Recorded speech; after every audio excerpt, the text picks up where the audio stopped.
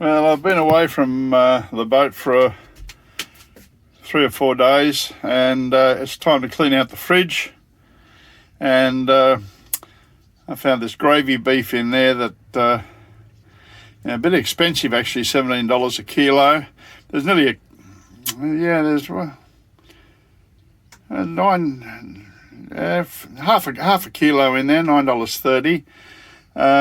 So I reckon I get about 4 or 5 meals out of that, maybe even 6.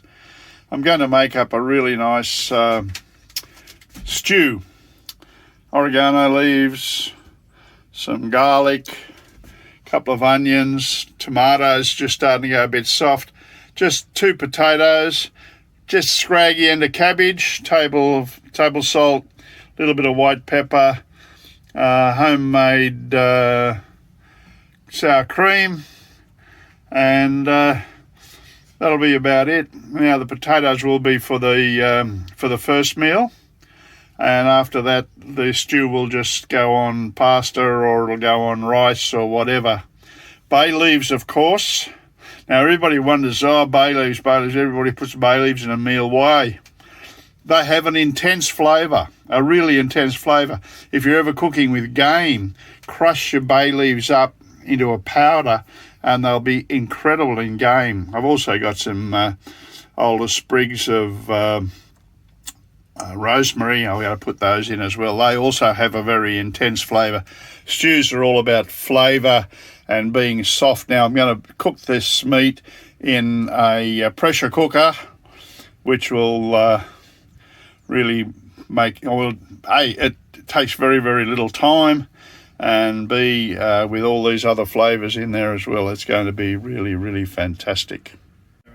Okay, so that's my mise en place prepared more or less. The beef's been chopped up, dusted with flour, salt, pepper and herbs, keeping these till the very end. Oh, actually no, these will go in here, and the garlic will go in right at the end when I'm making a gravy. All the vegetables have been cut up into large chunks, because when they're in the pressure cooker they'll turn to pretty well mush. Now I'm going to fry off the beef, give it a bit of colour, and I'll get back to you then. So that's the beef browning off in there. Probably not required to brown it off, but I guess it's force of habit.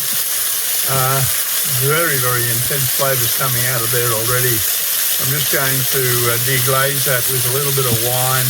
Then I'm going to add the vegetables and 1/3 volume of water.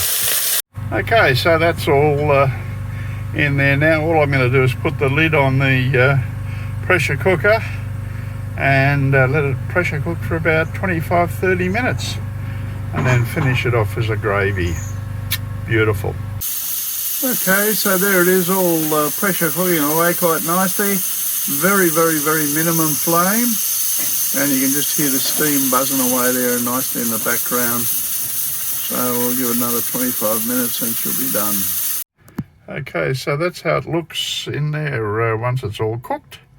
Now what I'm going to do is take all the vegetables and meat out of there, and then turn the juice into a nice gravy. Just have a look at this piece of meat. This is tough gravy beef. 30 minutes. How's that?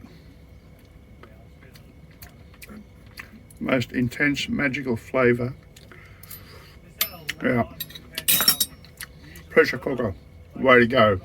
So I've just used a slurry of bacon, what do you call, rice powder, rice flour and water and some sour cream, and there you go. That's the best gravy you can imagine. All done. Just had the okay, there it is, served up. Some scallions or green onion leaves on top. That's almost compulsory these days, isn't it? And how's that for a very, very cheap, magnificent little dinner?